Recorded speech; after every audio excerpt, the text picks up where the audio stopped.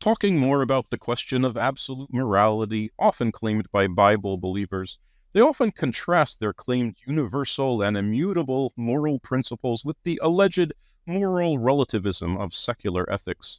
But the most glaring problem with this is the matter of contingency.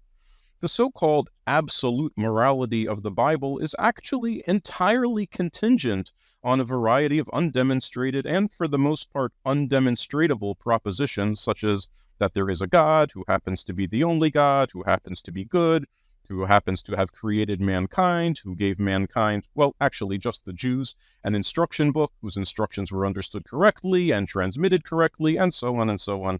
It's only if you can get to the point of rationally convincing someone of all of that that you can even begin to suggest that these instructions comprise some kind of absolute morality. But there's no convincing arguments for any of that stuff. It's as if I told you that Hammurabi's code represents an absolute universal morality because it was given to Hammurabi by the god Marduk. You'd laugh at me, right? You'd say, that's not absolute in any way whatsoever. It's totally contingent on believing the god Marduk exists, that he's a good god, that he communicated with Hammurabi, that his moral law is better than other moral law, and so on, and so on. So unless and until you can convince me of all of that, what you have is not absolute morality, but absolutely nothing. That's exactly what you'd say, and you'd be exactly right to say it.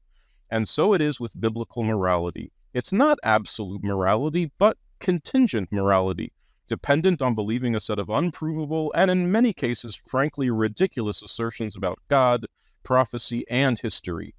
This seems to be the offer. If you believe the following 200 absurd things, you too can enjoy absolute morality. That may be enticing to some people, but not to me.